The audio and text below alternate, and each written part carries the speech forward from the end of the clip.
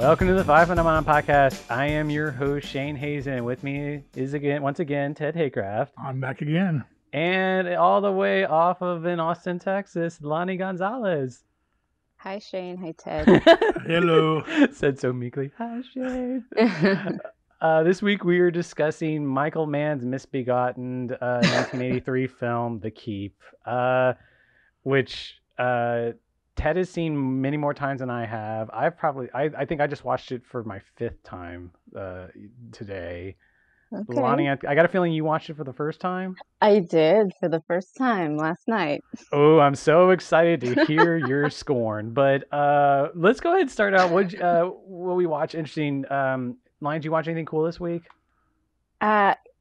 So I have a Hulu trial going on right now. So I am like tearing through any movies that I might have missed from the year that are on Hulu, and I watched a movie called The Assistant this week, which I thought was an interesting movie. It's not one that it's kind of so mundane because it just follows kind of a day in the life of a woman who is an assistant at for a Harvey Weinstein type media mogul, and it was just more of like giving you things to think about rather than being like wildly entertaining, but certainly has things to recommend. I think the movie's more relevant in the last few weeks just because it feels more like a Scott Rudin than a Harvey Weinstein, even though Scott Rudin was a production head. I mean, both. But I mean, like, I was thinking very specifically. Everyone was pushing the Harvey Weinstein thing when it came out, and I don't know, just something about like Harvey Weinstein didn't have the reputation necessarily of being mean to his underlings as much. Like, he yelled at people, but Scott Rudin had the reputation of being super mean to everyone who was not talent. And the thing that really, I think I saw that movie a while back and did mention it on here on an open. I don't remember which episode.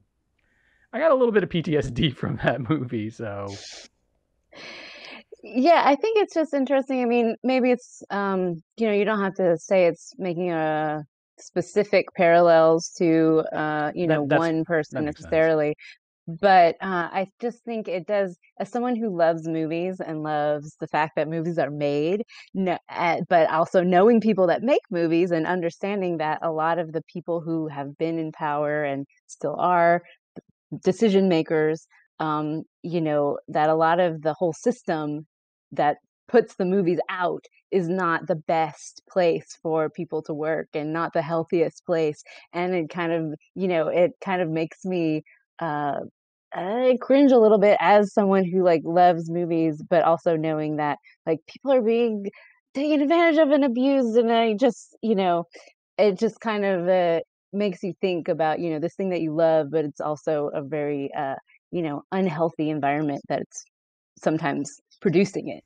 I think the frustrating thing is there's no real reason for it's a power dynamic and a hierarchy that doesn't it's not an efficient way of making creative stuff. I would also recommend, I just recently read this, sticking on my Scott Rudin interpretation of this.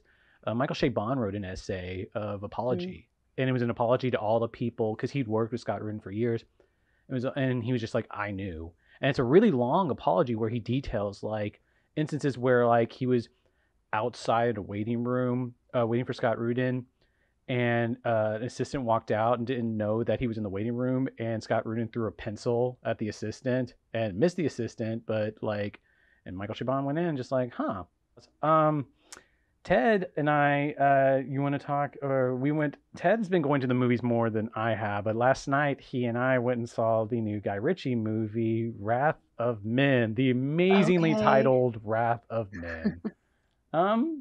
I thought it was better than I was expecting. Well, you told us that they were getting some bad reviews right before we watched it, so yeah, my expectations were down, so that helped. You hadn't read any bad reviews. No, I hadn't seen anything. I didn't know it was out. I was telling him I'm behind on Guy Ritchie films. I didn't know he did Aladdin, of all things, a live action Aladdin. Right. Right. Oh my gosh, I you missed you mentioned them all three, and I'd forgotten all of them, but it was Aladdin, King Arthur, and Gentleman, which you said is good, and a few other people. That's good. That's good. And Aaron liked it.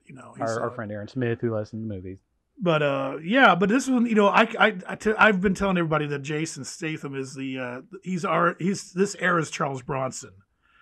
So, and if you know anything about Charles Bronson, he's got a great persona. He can get you through a bad film. He can be one note, but entertainingly one note. Well, right. But if he's in a great film, like, when Walter Hill directs him in Hard Times, or he's in Once Upon a Time in the West, he's wonderful. He's just amazing.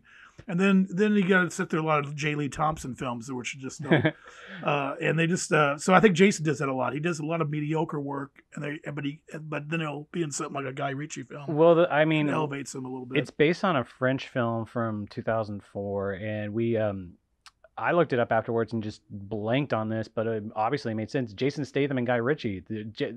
Guy Ritchie's the man who made Jason Statham. Like, there's their fourth collaboration. Yeah. And Jason Statham, especially after the Fast and Furious movies, he's a very specific person in these movies where he's his own persona, kind of takes over him. Stoic. Well, no, it's fine that he's playing himself, and he's always half his appeal is like he's so pissed off that he has to be in the movie. But I mean, this is the first time he's worked with Ritchie since then. The movie's better than the ads say. Okay. And don't look. That's apparently don't watch the trailer. It gives too much away. Our friend Aaron said that the trailer ruined too much. And then I thought it was interesting too that Ritchie pulls back on the gymnastics, the cinematic gymnastics, like in Sherlock Holmes, where he just goes crazy. This is really, he pulls way back. It's very primitive. We didn't talk about this, but I looked up also when it shot, and it started in November. And Guy Ritchie's got big budgets, so these shoots can go a long time. It could have gone a little into quarantine, but there was a few shots in there that looked like basically they were shot with one actor at a time. Like they were the actors were composited in, and you could tell like it was mainly first act stuff. Some of the acting seemed just slightly off with great actors. Anyway, it was. And I also thought it was interesting that Guy Ritchie has his own style, but I thought he was pulling this film. He was pulling from Craig Zoller, and pulling from Michael Mann. Speaking of which, there's a Heat vibe to it. It's kind of like Guy Ritchie's Heat in a weird way. Are you not a Zoller fan? Have you seen him? What are some movies that he's done? He did Bone Tomahawk, Brawl in Cell Block 99, and Dragged Across Concrete with Mel Gibson. Just listening to your description of the movie. I love Jason Statham. I love his like more trashy action type movies. And when you're saying it's veering a little bit more towards the Michael Mann vein, I'm getting a little worried here. Well, no, not the artsy fartsy man. More of just that's a little bit of the visual aesthetics in some ways. I turned to Ted halfway through a certain point because so much of it's about armored cars being robbed. So I was like, oh, this is him doing his movie of the bank heist in Heat. So there's like action. There's action scenes. Is it like an action movie? And a big machine gun shootout like in Heat. We're gonna bring up our old movie club, but Rock and Rolla was the one you liked that you had one week. Yes, I did bring that to a movie club. Yeah, I think I like Guy Ritchie. I mean, some of his movies, I think it goes up and down. I like some of them, and then like Rock and Roller and like Revolver was made around the same time, or I think it's Revolver. Yeah, with Jason Revolver. Statham. We were both saying that we haven't seen that. Oh, well, it's bad. Don't. Yeah. Well, the first time I saw it was on sale at Walmart. Was how I first saw it. So, if that says anything. All right, are we ready to do the keep, Lani? I think it'd be interesting if you do these. She's scaring me already now. Well, I'm kind of leading the witness on here, but I just remember my first reaction, so I just want to know, what did you think? So The Keep. Well, do we need to do, well, just my first reaction? Sure. I mean, it just seems it's just not very good in my opinion. So, as is my role, apparently, I'm here to disparage things that Shane likes. I guess. Well, okay, to be fair, the first time I saw this, the first 2 times I saw this, to go into it, whenever I moved to a new town, before streaming, my first thing to do was scour the video stores. So I saw this movie when I moved to Louisville and got it at Wild and Woolly, and I thought the movie was a fucking mess. And years later, it was on streaming, and I was in LA at the time, and I wanted to show a friend, like, you got to see, like, you love Michael Mann, you got to see the movie he made. That's a mess. And we watched it, and I just kind of was. We mainly pointed out Ian McKellen. It's one of his first movie roles, and he hasn't quite adjusted to the film medium. Like Ian McKellen's yelling has not changed much, and he does a lot of yelling in this, and he has some age makeup that does not help his performance through some of these sequences. But I started to gradually think there's some stuff could have worked, and every time I've watched this movie looks interesting, the design is great on the movie, you just see it's a mess. And then it's only in the last year or so, one of the last screenings I had before the pandemic in February of 2020, I drove down to Nashville to see this movie in 35 millimeter with a giant fan base of people who really love this movie, and also understand that this movie has a lot going against it. It's just an unfortunate movie. Like, Michael Mann's cut of this is 3 hours and 20 minutes, and the theatrical cut is a little over. Was that 3 hour 20? Was that his fine cut, or was it a work print? It was something they showed. It was something. So it was all done. It wasn't done, but it was shown at a test screening, and I'm sure. I mean, I have to think that was not the final version. Well, he was demanded to get it to 2 hours, but if you say right. you cut a movie by more than half, and then you watch the final product and you're like, this is a mess, there's a pretty obvious culprit. And the more you watch it, I love this movie the more I watch it. And really? Yeah, seriously. And the more because you wait till you get to me. Yeah. Well, if you've seen it several times, I mean, you must enjoy something. Well, I was just thinking, more you watch this, the more you realize this movie's flaws aren't because of the reasons most movies that are messes where it's hubris or a lack of talent. There's just Wally Weavers, who's supposed to do the special effects, died 2 weeks into post-production, so they had to completely replan the ending. And so you mentioned doing the plot synopsis. Not it. Ted, do you want to do the plot synopsis, or Lani? Who? Because this is a mouthful. Well, it sounded like Lani was ready to go on the plot synopsis. So well, I just wondered, should we say what it's about before we get too far? Is that your way of getting out of it, Ted? I'll do it. I mean, it's simple, really. Yeah. Okay. I mean, it's simple plot. So it's 1941, Romania, the Carpathian Mountains. These people cannot get a break. They are constantly. It's not monsters. It's Nazis. And the Nazis,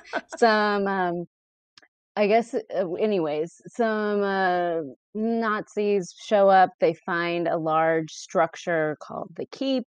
They decide to take it over as their base in this village, even though they're told, nah, you shouldn't do it. They meet I mean, we can get into more details, but they're told not to.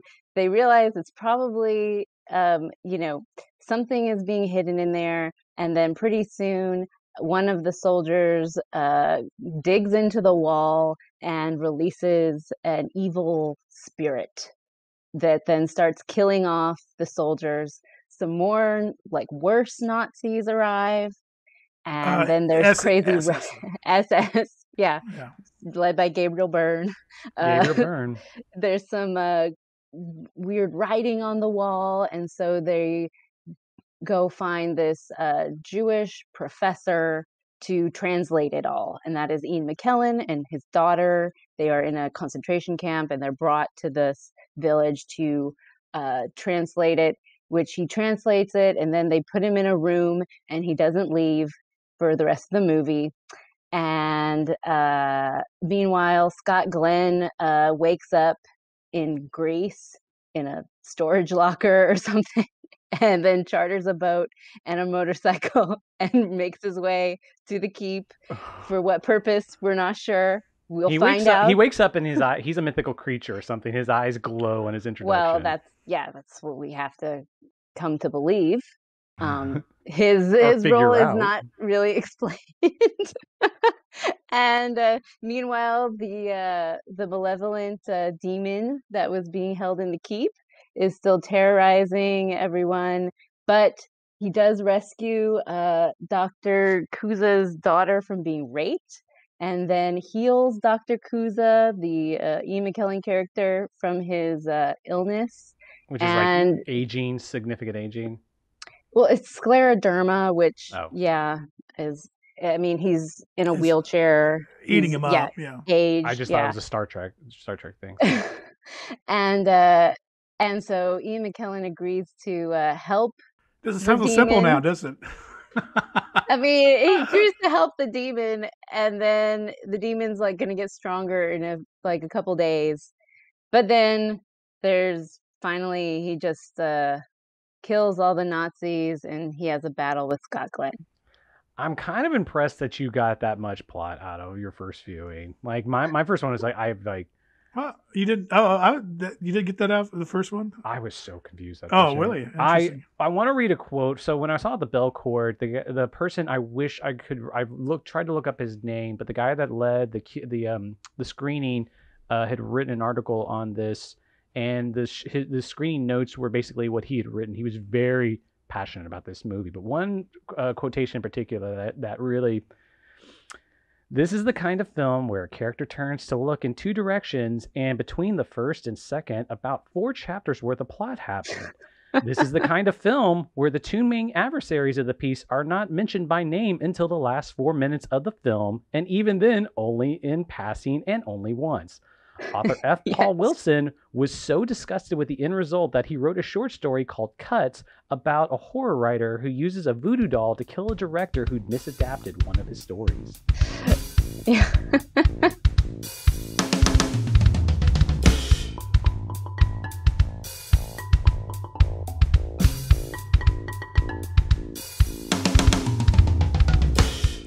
Okay, well, let me backtrack and tell you. I saw this in 1983 when it came out in the theater. And you were a Thief fan? Well, yeah, that's I had saw Thief, and I just totally this is Michael Mann. Here's a brand new director I've discovered for me, because he only had done TV work up to that time. Did you pay attention to any of the TV work? No, I mean Vegas. I was like, that's because he's only got like writing credits, and Police Story and stuff like that, And then I knew Jericho Mile was getting some an Emmy Award and stuff, but I never saw it. But then I saw Thief, and I go, oh my gosh, I love this guy. The visual style, the Tangerine Dream score, the editing, the performances. Robert Protsky was just amazingly evil as a gangster in this film. So I was primed. I'm like, okay, I'm it. I'm a Michael Mann fan. Okay, let's go.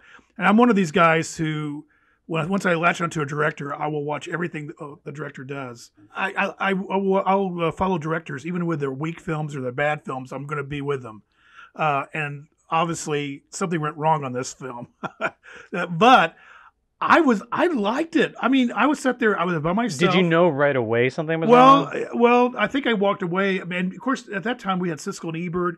We didn't have Rotten Tomatoes back then, but I think I was getting the buzz that this is a failure, this is a bomb, this is not doing what it should have done. And I think maybe I knew that maybe a little bit. I think it was on one of the covers of a film magazine at the time, because they were expecting good things from Michael Mann after Thief. And it was a big budget film. It's a big thing. Is it a sophomore jinx? But anyway, I look beyond the failures and the flaws and some of the visuals, the Tangerine Dream score, some of the the whole. There's some subtext I want to go into. Eventually, we'll talk about here at some point. But I was hooked. Like the opening, that long shot tilt down that just goes on forever, and then I noticed at the end it goes back up.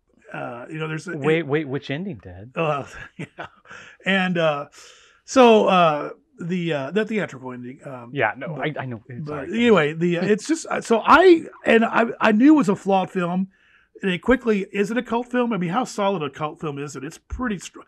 I think one thing that has come up that I didn't realize until the screening is how beloved the novel is. And the novel is the start of a 6-book cycle called, Wilson originally called it the Adversary Cycle, but eventually someone used the word Night World and he liked that better. So, and so it's called the Night World Cycle. And it's, I mean, like you mentioned, it's so dynamically shot. And is this slow? Would you call this slow cinema?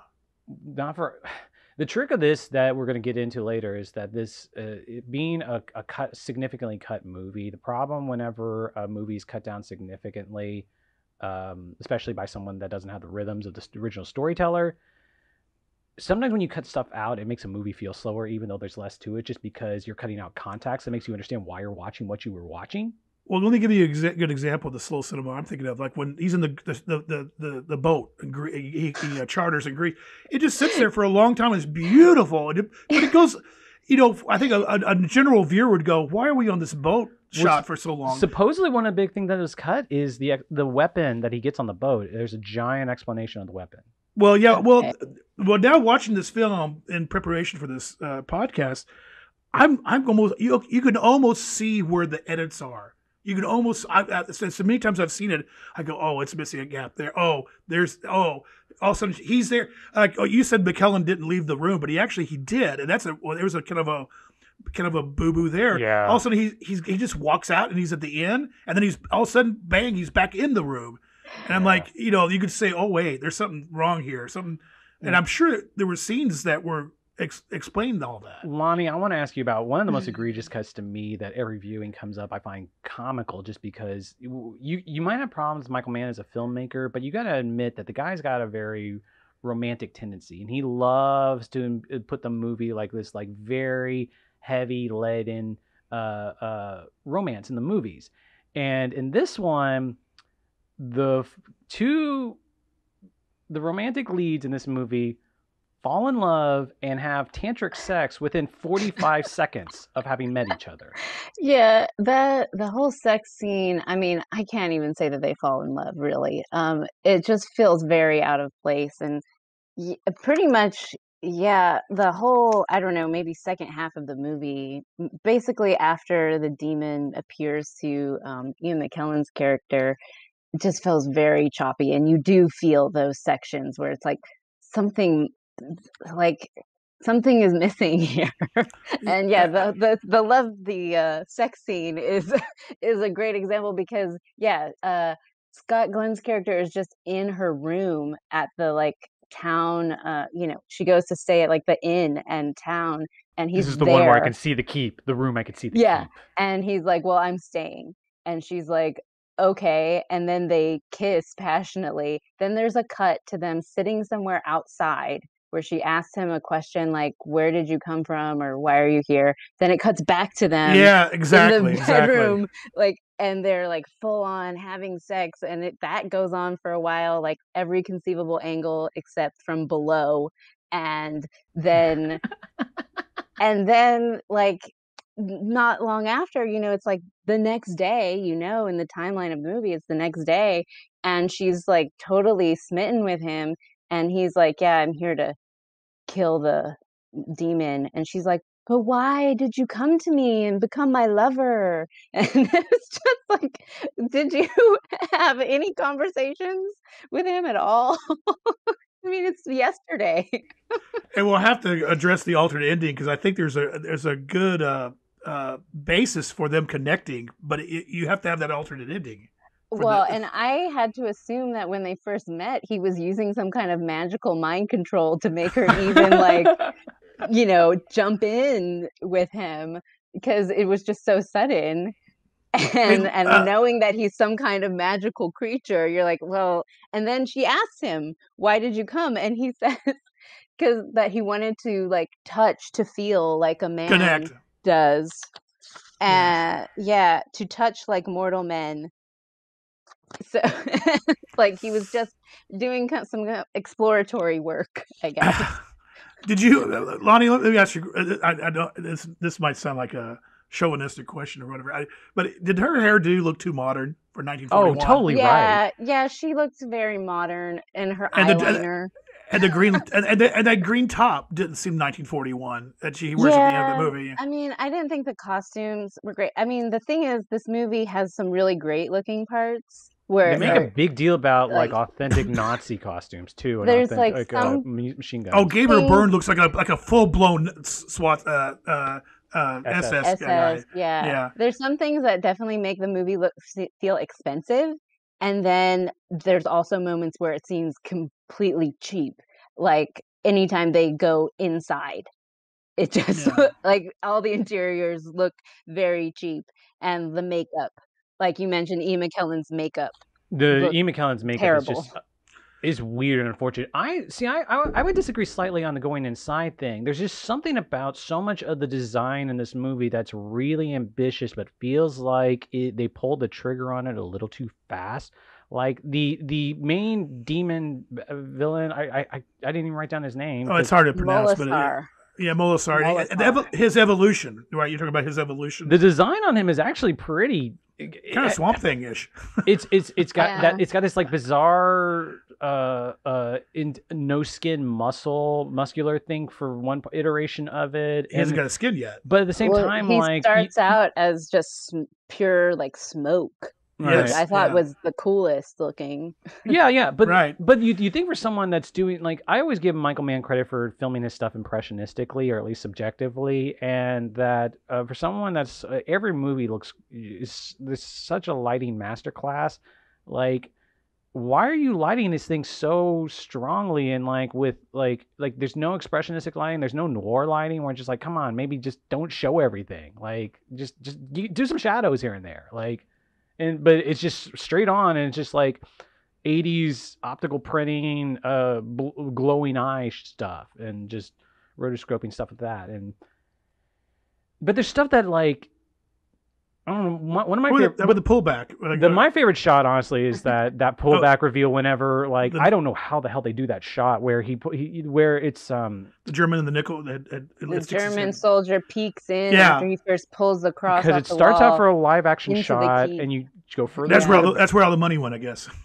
The beginning. And it pulls back so far. Yeah, that looks cool. And then a beam of light flies back up to where the German soldier is, and I didn't think that looked as cool. The pullback was really good because it keeps going and going. Maybe maybe this is one of these problems again where the CGI. The special effects guy passed away. That's and then the CGI is just not there to pull off what they need to pull off. Wally Weavers has a pretty storied career. I don't know what he did on 2001. But he's credited on 2001, but his main credits are 2001, Diamonds Are Forever, Superman. He's also credited as a special effects man on one of your favorite local hero, Rocky Horror, Dr. Strangelove, Excalibur, Juggernaut, and The Man Who Would Be King. And John Box is nobody to sneeze at either. And his credits, the production designer, David Lean films, and stuff. Well, I think part of this is Michael Mann worked in TV, worked fast. I don't know if he directed in TV. I don't think he did. The one example we know pre-Thief, Lani. I mentioned our movie club earlier. One movie I picked to watch, which I picked because I'd never seen it before and it was on YouTube, so it was an excuse to watch it. Jericho Mile, his very first feature-length movie. It wasn't. It's an American. It was shown on television here in America, but it got such critical acclaim and did so well. They released it in theaters in Europe. Do you remember anything about it? Because I don't really remember much about it beyond. I mean, I remember the plot. I mean, it's about a guy who goes to prison and then starts running, and the running is kind of his rehabilitation. mentally. It was the realism of the inmates that really stuck out. The writing of that. It was no. I mean, I thought you hadn't seen it. No, I've seen it since then. I didn't see it back in the day. I have a DVD. I watched it. Yeah. It was back to the video. I'm just about 1983. I'd only seen Thief. Back to the video store conversation. That was one of the ones I rented at I Love Video when I first moved to Austin, and put the VHS in my the VHS didn't work anymore, so I had to wait years before we watched it. Can we also say maybe that can we say that Michael maybe just bit off more than he could chew for his second film? This is the point I'm going to make, that Michael Mann, like, yeah, he was doing a lot, and later he would be a type of director, most notably when you get to Miami Vice, but he'd be the person that would completely rewrite his ending and completely reconceive the ending. And Michael Mann, to a certain extent, even though he made his name in TV and would continue throughout the 80s, and I guess... Well, what does he do after this? He goes back to TV. He retreats to TV. Miami Vice. I think it's a retreat. Oh, totally. And then he comes back with the Manhunter, which blew me. Then where he's back on his game. Well, my point is that like he learned a lot from this, but this is basically a horror fantasy movie, and he's never done anything with fantastic remotely close to that, probably. And since then, yeah, you're right. Yeah. He's not. Everyone's wanted to see a sci-fi Michael Mann movie, but because it was. Yeah, that's Walter Hill. I was going to say Supernova. That's Walter Hill. Ted. I'm sorry. But I mean, there's this vibe that like this could have been if this had worked. Like, I mean, did you guys pick up on like a very darker Raiders Indiana Jones vibe? Because I mean, you got mysticisms, Nazis, going after evil incarnate. One of the Nazis. Yeah.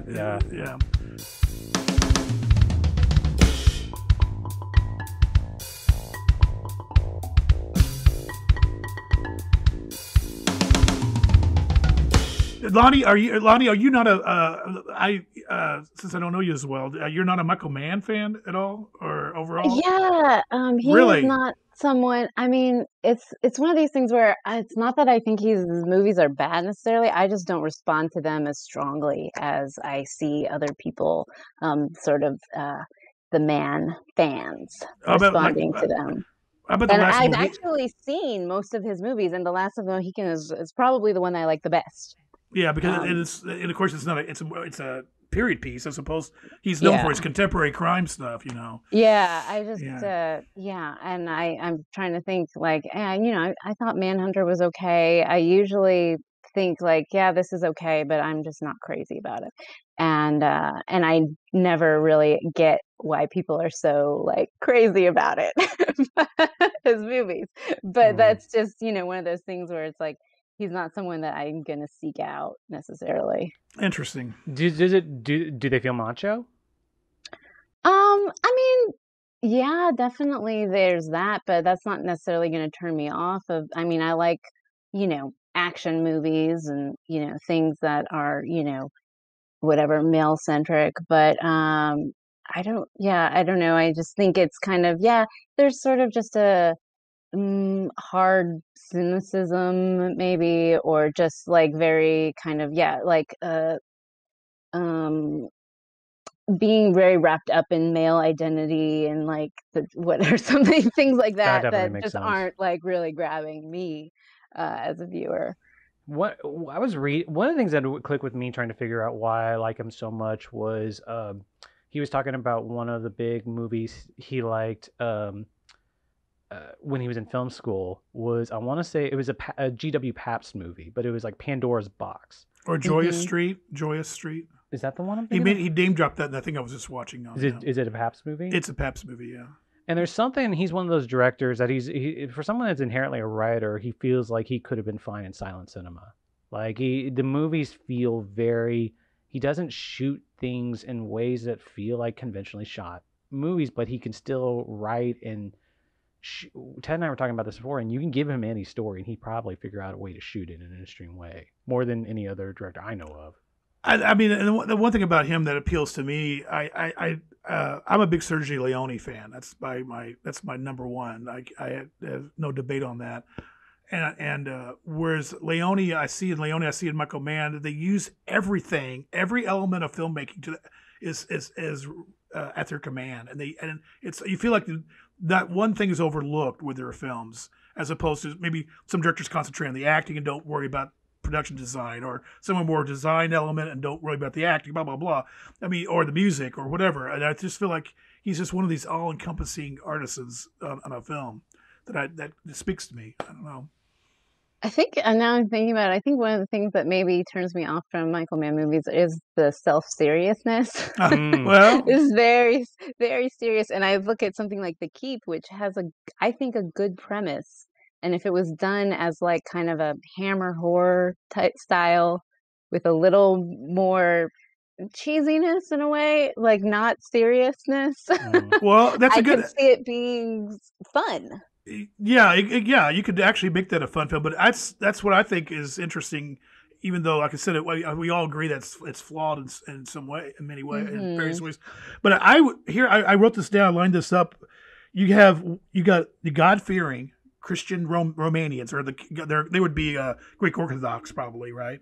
And then you got good Germans, quote unquote good Germans, led by Jürgen Prochnow, right? It's his first Hollywood American film too. And I think gives the best performance of any of the actors. Yeah, I give you that for sure. And then you get the bad German soldiers led by Gabriel Byrne, and then you got the ancient evil, and then you got the ancient good, the ancient guardian that's awoken because the ancient evil is let go, and that's his job, is to keep him in the keep. And then you have the Jewish element.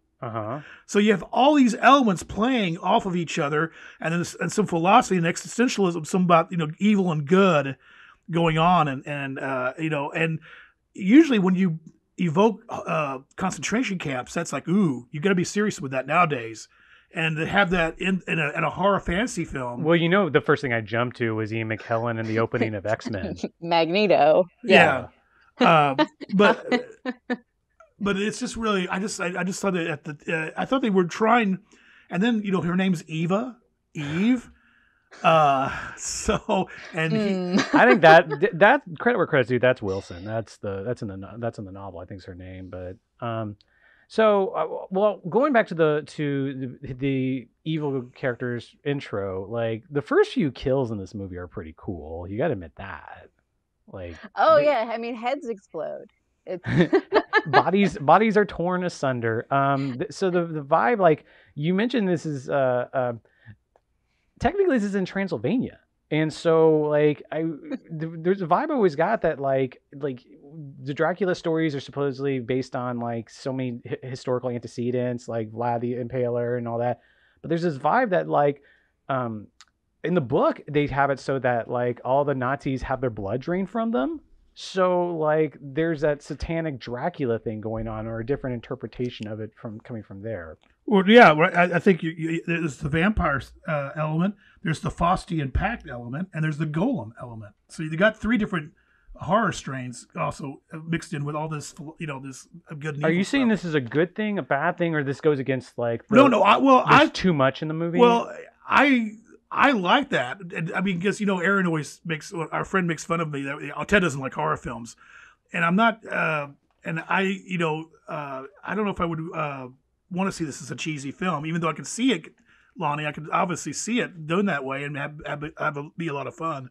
But the fact that Michael was swinging at a big bat, trying to swing, I thought that was interesting, and he succeeds a little bit, but it's edited and so choppy, it hurts it. Can you imagine this, Lani, as like not to this high quality, but something where it was like a 2001 visual spectacular, or a movie that like where this, I keep saying it, this movie's unfortunate. Imagine all the elements involved click together. Yeah, it's just like I'm not really sure what it's trying to go for. Like we're talking about different elements that could be played up, like the whole tension between the two Germans, or the religious stuff and whatever, but that's not really, they don't really get into it. And I was sorry, the fact that the Jew, following your line, the Jewish guy, all of a sudden he becomes evil, right? And he's been in the concentration camp, so that thought that was a kind of a nice weird twist on that whole element. You wouldn't that's what you're saying, all the different elements there. No, I think I mean we haven't, none of us have read the novel, I think, right? I just think that's coming from the book. But yeah, the visuals are really strong a lot of the time, especially the exteriors, and so I could see it if they went more into that. What you're saying, so sort of more in the visual, atmospheric, went towards that, but it doesn't really go fully in that direction either. And at the end of it, I'm just saying there was no character arcs. They're like people that, like, who was the main character, who Yeah.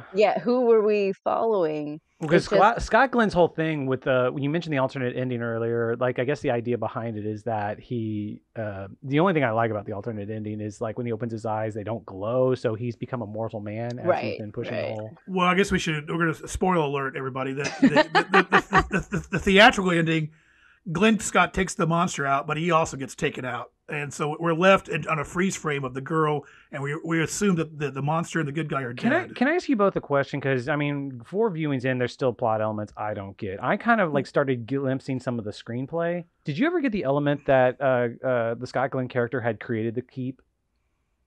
Well, can I finish my thought before we go to that? Okay. Because the alternate ending, the freeze frame doesn't happen. And all of a sudden, something compels her to go down and find him. Right. And all of a sudden, and she resurrects him with a kiss or a hug or whatever they do. And they look at the water and the reflection. And that's where I go, ooh, Eve, a new Adam and Eve, because and he shouldn't come back to life, but he is because he had sex with her. He had connected with her, with a human. And now that's the only, because it looked like he was totally dead. And that's why, so I think the sex, that goes back to the romance and the sex, and because they're connecting physically, that she's able to do that at the alternate ending, but they cut that off when they showed it in the theaters. It was on an NBC broadcast. Well, or it could be implied that by like vanquishing Molasar, Scott Glenn's character, who's called Glaken, could now became mortal. Like he didn't have to be that mythical, gatekeeper or guardian anymore. Did you guys get a sense that apparently in the script that Glaken had created the keep? I don't think the keep was kept, but I think it was more of a devil gatekeeper guy. I don't know, but I thought there's a line in the last few pages. I kind of skimmed the last few pages. But my question is about him is why did he? Why is he just sleeping in Greece? Right? I mean, exactly. Why are you over there? Is he just kind of wandering around now, just waiting for it to be activated? And there's something a little. What the pages I kind of glimpsed in the script. Now, obviously, this wasn't. It sounds like this wasn't filmed or this wasn't ever shown in a cut, but that he could have destroyed. What was the bad guy's name again? Molasar. He could have destroyed Molasar if he had never created the keep, but he wanted to create the keep just so he could still live. But I guess that means he's just in dormant sleep, waiting for him to awaken again, just because he didn't kill him in the first place. It's unexplained. And speaking of his, duty to take care of him. What? No, I was saying that was cut in the hour and a half. I as much as I defend this film and I enjoy it and I look for it to be better and better each time I watch it or want to try or whatever, one thing it fails me every time. I can't stand is the little flashlight. Ian McLaren's calling. It's just like, of all the things, this, and it's a great sequence because I love the slow motion. He's marching and he's marching and he's marching, and the music's building and building. A typical Michael Mann building up scene, but it's a little dorky flashlight. What's so weird about that is there's shots where it's a flashlight, and then there's like 1 or 2 shots I caught where it's not a flashlight. There's huge close up of that thing. Well, but they actually did some special effects work to get that light, and then it's preceded by a shot where it's a flashlight. It should it should have been like an ancient. It should have been the staff and that object should have been like some ancient looking thing. I mean that's cliche, but I almost would have gone with that route. As I thought maybe Michael's trying to be modern, put a little bit some modern twist into the period piece, but it just yeah. Speaking of that, let me bring this up too. You got the whole sequence where Ian McKellen's just marching up, and then you got it's this build up where he confronts him. Mm-hmm. There's a lot of what is it called? A build up and release. Oh, tension and release, rhythm and release, and that's what he does it all the time. Yeah. I'm thinking about in A Thief when James Caan goes after the gangsters at the very end, in Manhunter when he runs to the window up to get. Well, this is an interesting point, Lani. You and I, if we want the version, I've only seen it the one time, the theatrical version the one time, but the version that's available. Ted let me borrow his Australian DVD, which is like the only official release, but streaming's the only way this movie's been shown most of the time. Mm-hmm.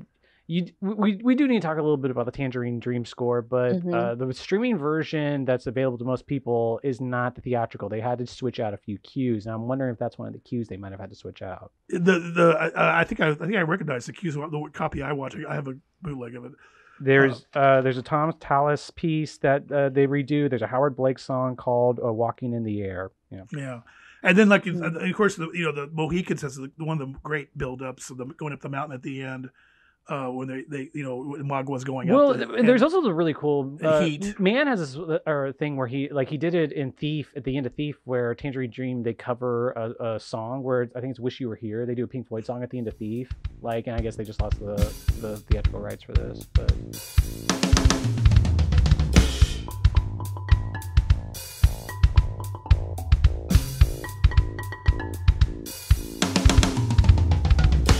Yeah, so what did you think of the score? I was going to ask you what you thought of the score, because I know what I did. Yeah, I thought it mostly worked. I think I've told you before, Shane, that I usually don't even notice the score of a movie. You have said that to me before. I'm not someone who really dials into the score, but I do like when it's electronic music, I tend to like the score better. And so this one, I thought it worked well in a lot of parts, but also some parts it felt out of place. So it was kind of mixed for me. I mean, I don't know how much of that is just the different. I wondered if there was just the different cuts, but whenever I saw the bell chord and I was around all the passionate fandom for this movie, part of it was the score and the Tangerine Dream. This score finally got its release only like about 2 or 3 years ago, but the last lines of this opening are, I just love this. Is it a satisfying adaptation of the original book? That depends. Is it a wild, psychedelic, hard-hitting melodrama with lots of imaginative special effects and one of the greatest film scores of the 20th century, courtesy of Tangerine Dream? Absolutely. Is there a chance that you're going to see anything else quite like this in a theater? Doubtful. So I heard that the score, Tangerine Dream did a lot of film scores, but that this one wasn't necessarily written specifically for the keep, that they had kind of adapted pieces that were previously composed. That sounds right. There was supposedly it was just they were filming not to picture before they started filming, and with the fact that the ending of this movie kept changing what it was, that they scored something without the ending. And I mean, later Michael Mann's use of music's been he uses his music editor very judiciously. Let's just say he knows how to score to picture without a composer having to score to picture. I think it also definitely kind of gives it an 80s vibe too, the score. I mean, I just kept thinking of other movies like Legend or Risky Business that have similar electronica scores. And I living through the 80s. I'm an old fart. It was fun and fresh and new, and so when Thief and this one came along and Risky Business, to me the Citizen Kane of teenage sex comedies. So I used that in my review of it at the time. It was pretty cool. I got a big kick out of it, but yeah, you got to be careful because Giorgio Moroder and Tangerine Dream, so many film scores could go so far.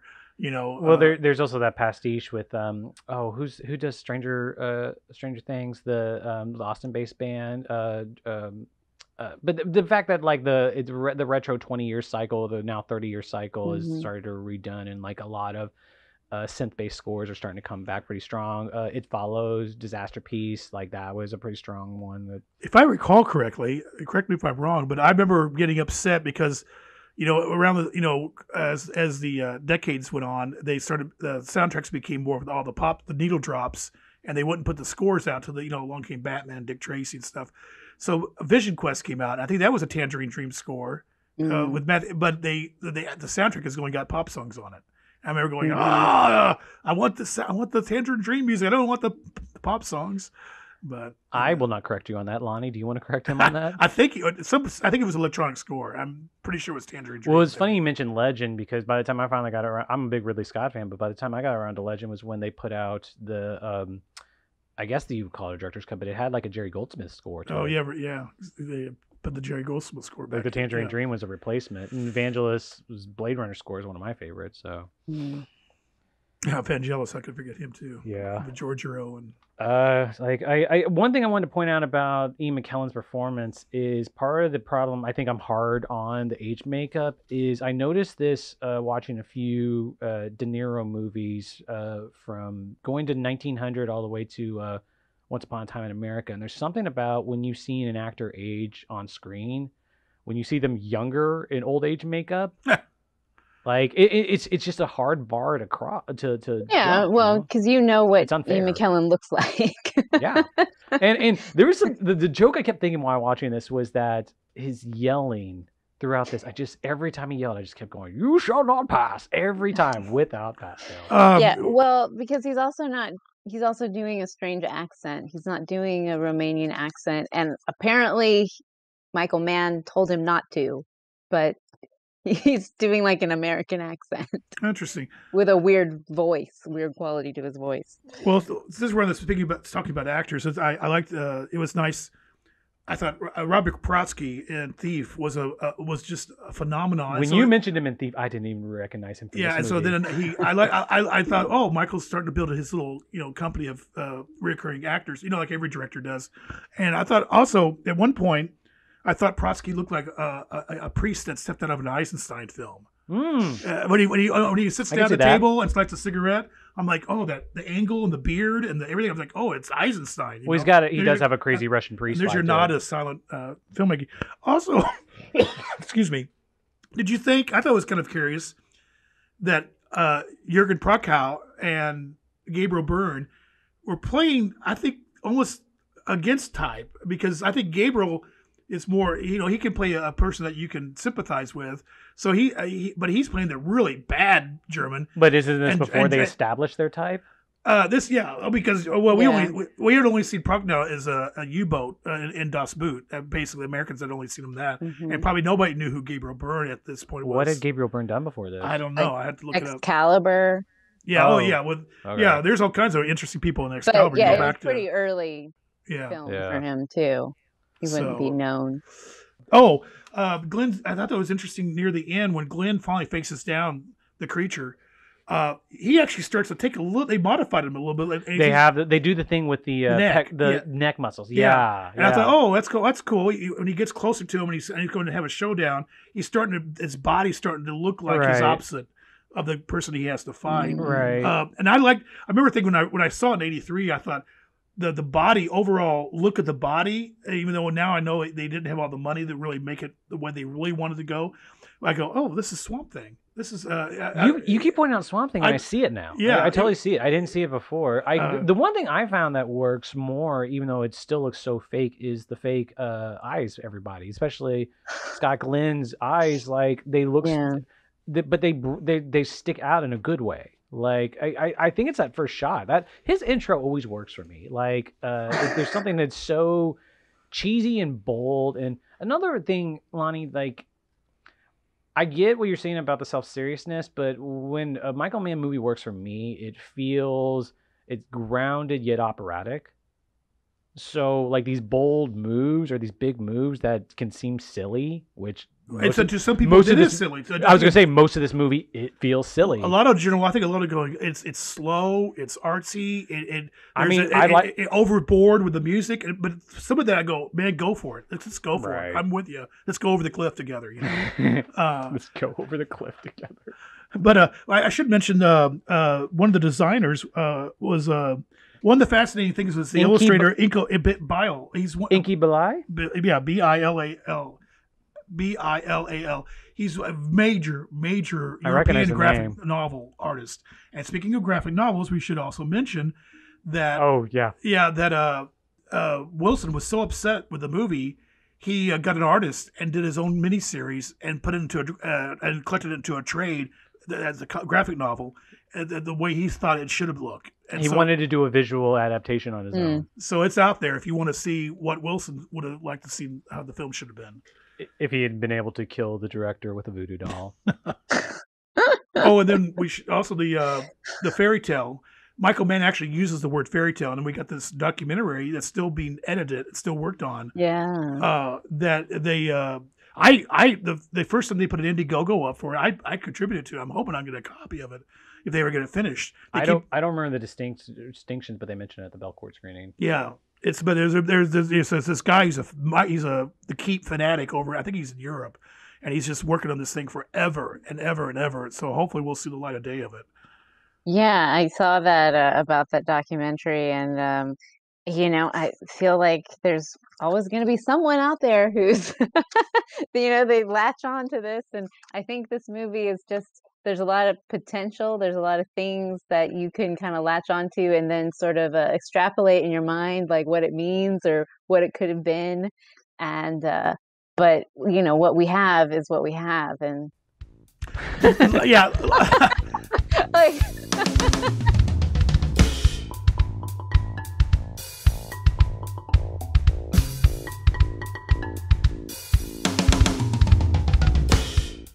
But let me ask you this, Lani: Do you have some favorite films that are flawed and you could see what it could have been and should have been, but you love them anyway, and you actually maybe watch them more than a really well made film? Oh, I mean, sure, probably. This I can't think off the top of my head, but I mean, that's why I can't like disparage the fact that this guy wants to, make a documentary about the making of The Keep, but he clearly loves the movie and feels that it's, it could have been a masterpiece. Yeah. Yeah, I mean, I have a little grocery list like Pat Garrett, Bill the Kid, or Arthur Penn's The Chase, and a few things like that. Even though some people argue The Chase is good, but I mean, there's not a problem with it. But anyway. I like The Chase. Oh, did you notice in the trailer? I don't know if you guys did. You guys watch the trailer? One of the trailer I watched, it was chopped out real rough, but they were actually promoting it in 70mm. Oh, I didn't know that there's deleted scenes that were in the longer cut that are in the trailer. Yeah, and they were actually making a big deal that it was going to be shown at 70mm in theaters. Yeah. So, Lani, honestly, I hope that you have the same journey I did with this movie where, like, I mean, seriously, the second time I saw this movie, I was just shitting on it and showing to someone to, like, make fun of it. And I was like, there's something more to it. And it took a few years, but every time I've seen it since then, there's something to this movie. Like there's artistry to it. Like I don't pay attention to how batshit it is. I mean, there's that thing where like you have to get used to a movie and know what you're going to get out of it. So like I can't be disappointed in this movie anymore. I know I already got through that, and now I see is like there's a lot of artistry potential, and I think the only disappointment really is just like what could have been. Like if this movie had worked, or if they like. Yeah, and Michael Mann clearly learned from this movie and figured a lot out. So, yeah. Indeed. Thanks for humoring us on this, Lani. Yeah, I could tell that. I don't think I'm gonna watch this again. I could tell when we were talking about subject matters that her reaction was like, I don't know if she's really super warmed up to this or not.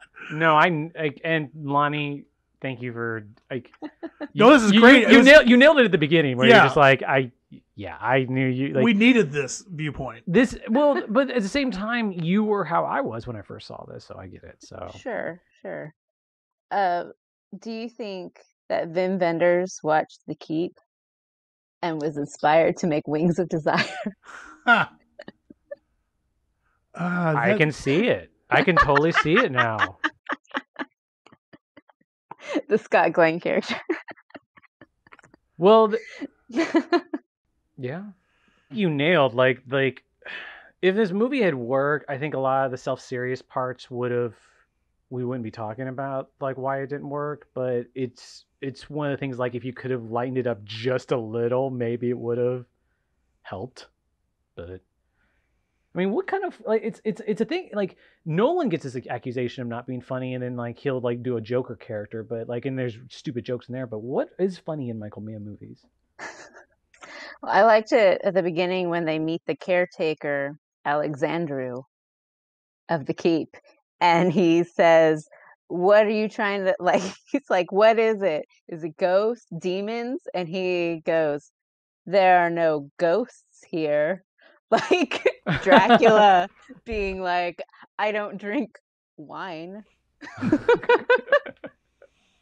I think humor in Michael Mann films. I guess the only thing that I think I can think of is like the no nonsense of Hawkeye, Daniel Day-Lewis's Hawkeye character.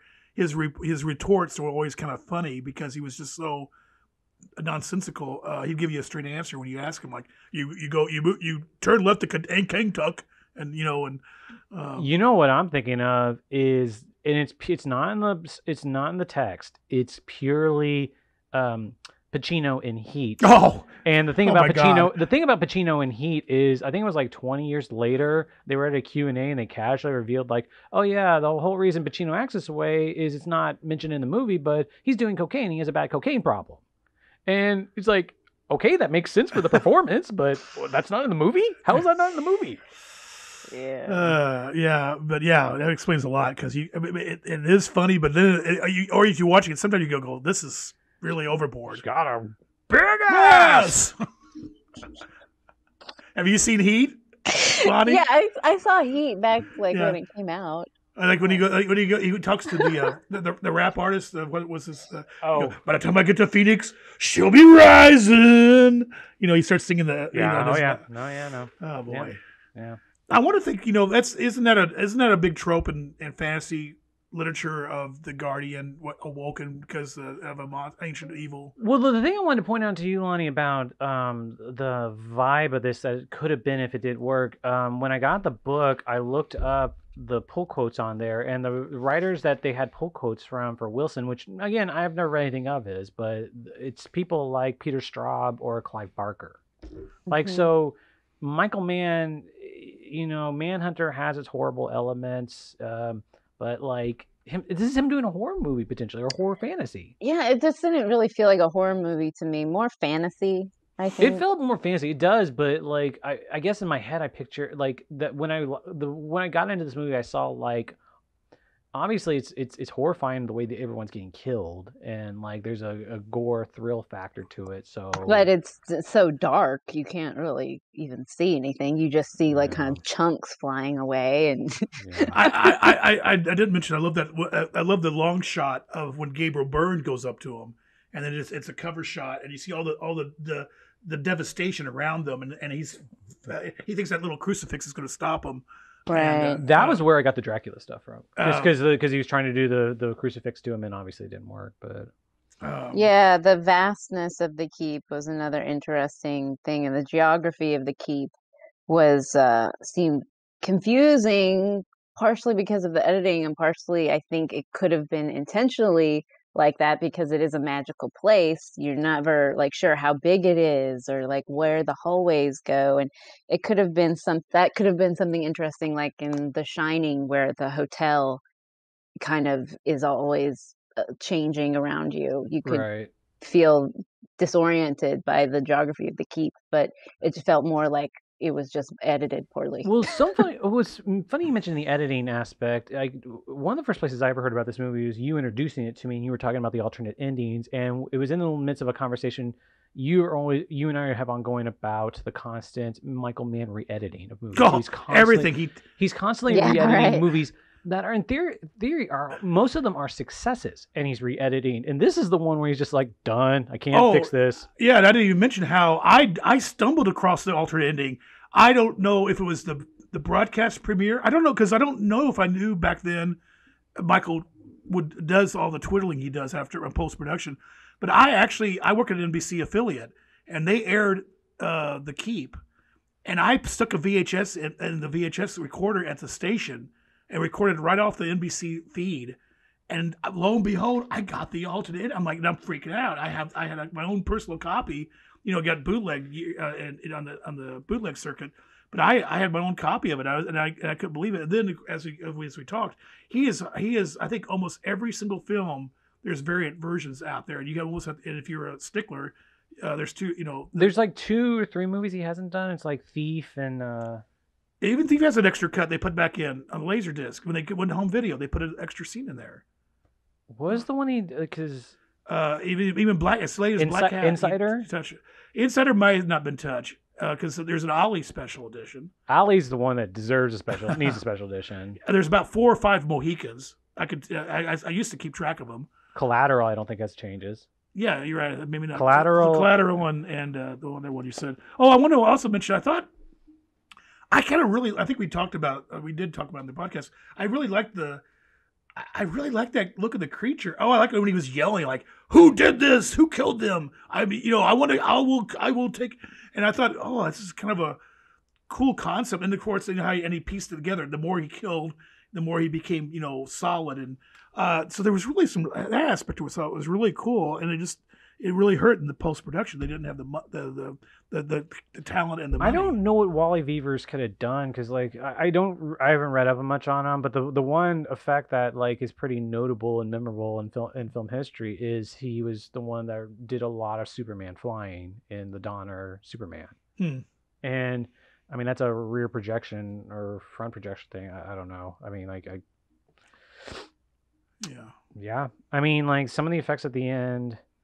And it's weird because Mann is characterized that he had to do all the effect shots after Weavers died, similar to the way Kubrick takes credit for all the effect shots in 2001, which to Kubrick's credit, he did design a lot of those shots, but he had a lot of people on there. And I'm curious how much a director actually having to do special effects shots is not common. It's just not common. So, yeah.